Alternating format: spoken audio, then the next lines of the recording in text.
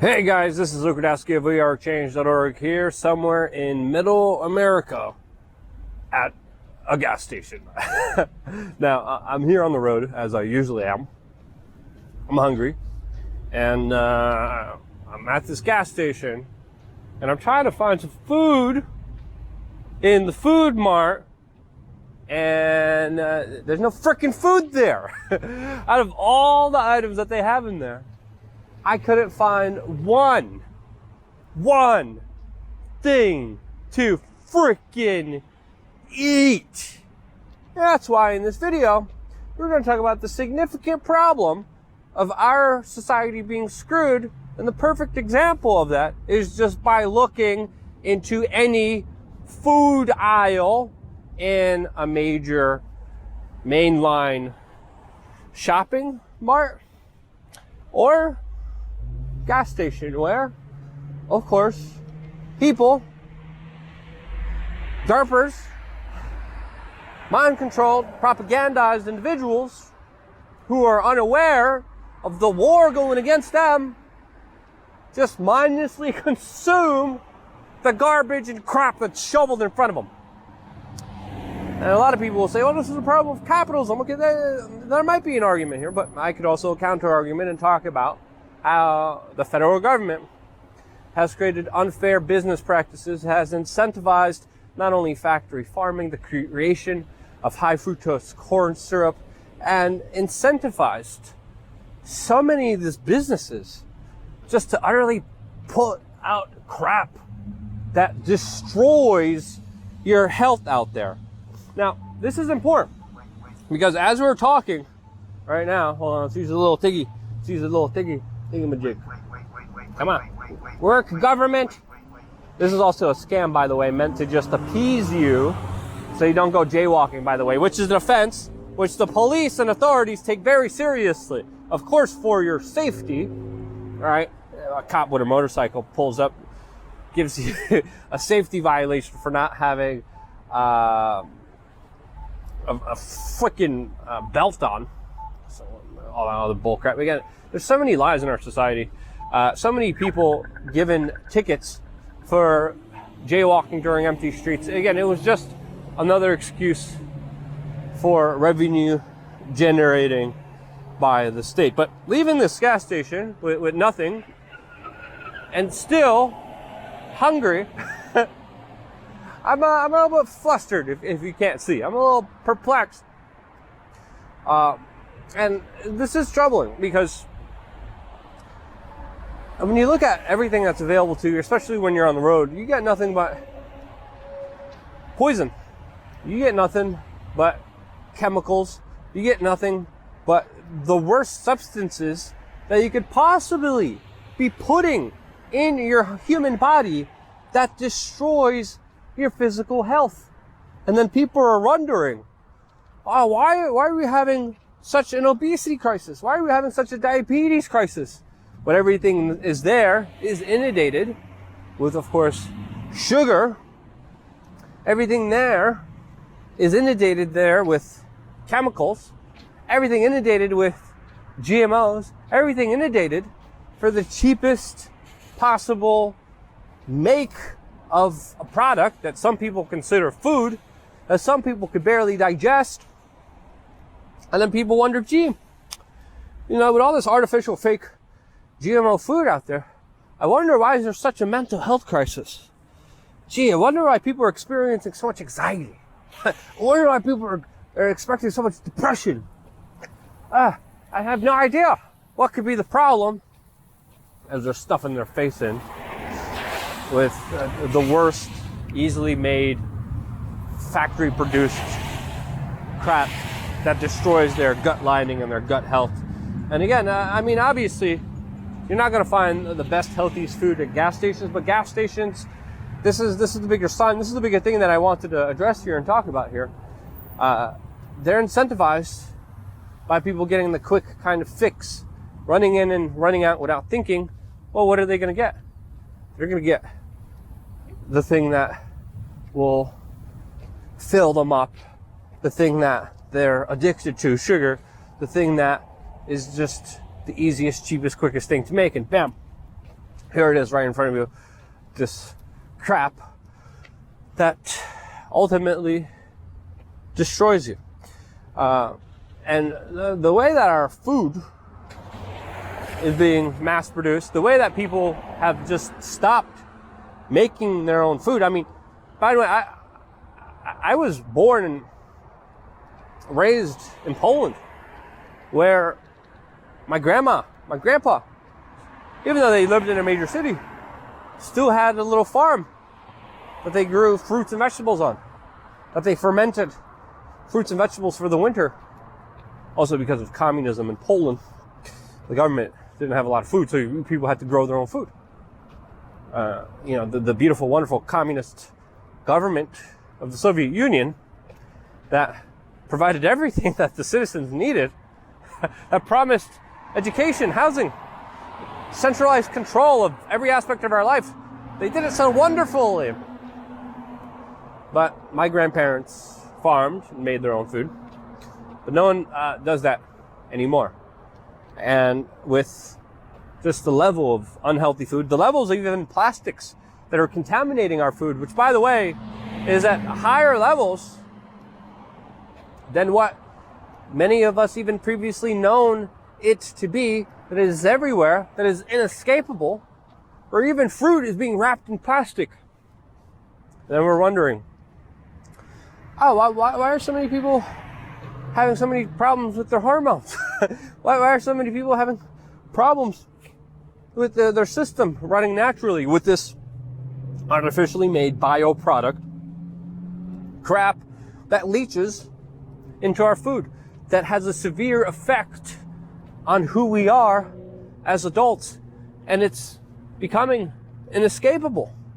This is an industry, the Food and Drug Administration, which essentially is run by the biggest corrupt of individuals that are essentially central controller, communist socialists at Monsanto, who have pioneered a lot of this because of the government corruption. Now, a lot of people blame capitalism. A lot of this trend, a lot of this high fructose corn syrup, a lot of this GMO has been incentivized by people's profit motives and using government as the mafiosos to push their special interests, to push their monetary making incentives in there. All you have to do is give a couple bucks to the biggest whores of them all in our society, politicians, and politicians will write laws that will effectively destroy the lives of somebody else, all for that buck. And this is why I don't blame capitalism for this, because I know if the government wasn't so involved as they were, destroying small businesses, de-incentivizing people to actually make an honest living, de-incentivizing, trying to get as many factory slave workers in the system in many ways that they do so, that this wouldn't be a problem. But going to that gas station, seeing what people incentivize to buy, that's the real shocker. I'll be a little hangry like I am right now. That's okay. I learned to control my emotions fairly well, although it's very difficult for a lot of individuals, still even for me, to be able to fully be conscious and aware. And again, no one's perfect at all, trust me. But the bigger thing that kind of shocked me and scared me a little bit here is the fact that these gas stations, a lot of them are doing this because people are incentivizing this, because people are buying the crap, because if they weren't, they wouldn't be selling it. And to really get a look at the destruction of our physical health, which then leads to our mental health, which then leads to our spiritual health,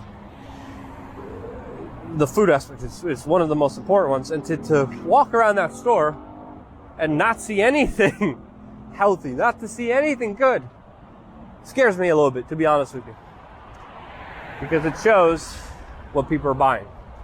And people need to understand, with you being lazy, with you buying something from a big powerful entity, whether it's Amazon, whether it's that Exxon gas station, whether it's that high fructose corn syrup snack, you're incentivizing evil.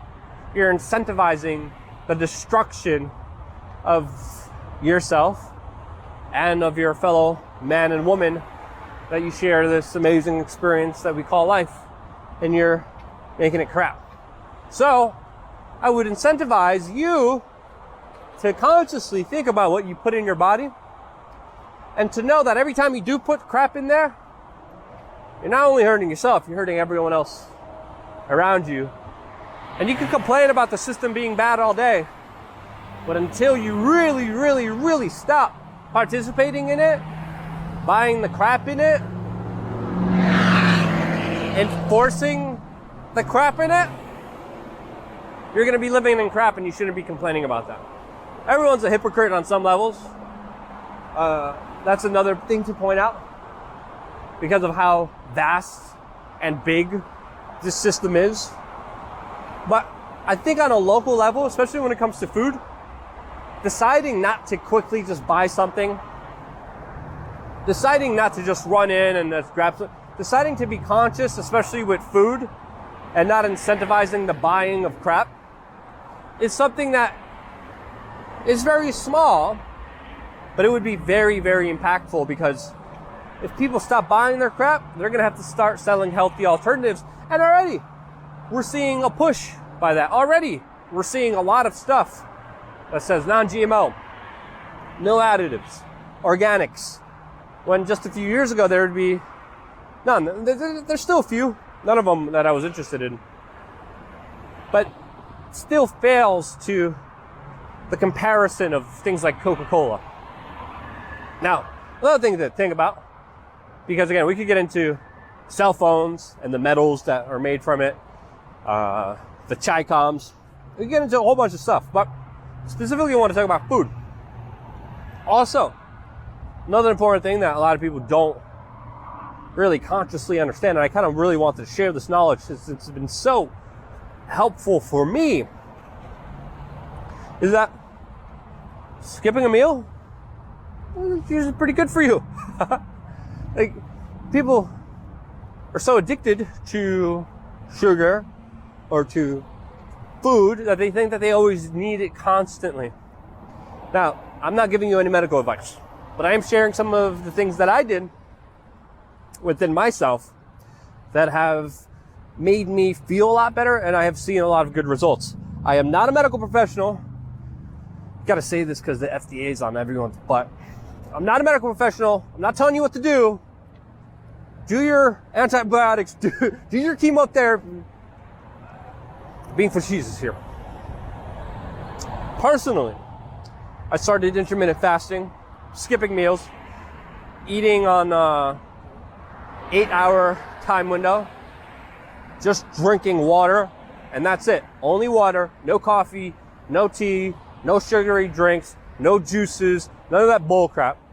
Just water throughout the other 16 hours. Sometimes I do 20 hours, no eating. Now again, it's not for everyone, especially depending on your blood sugar levels, especially on your particular health. As an individual, we all have different aspects of health within us. We have a different chemistry that makes up our bodies.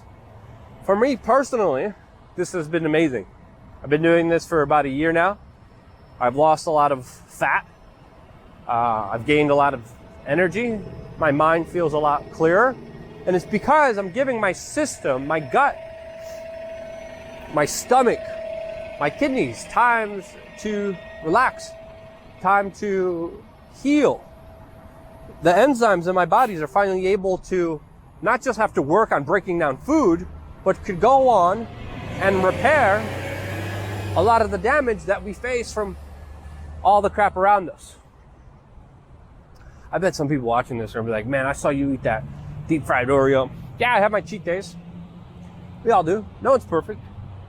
But it's something that I've been consciously trying to change within myself.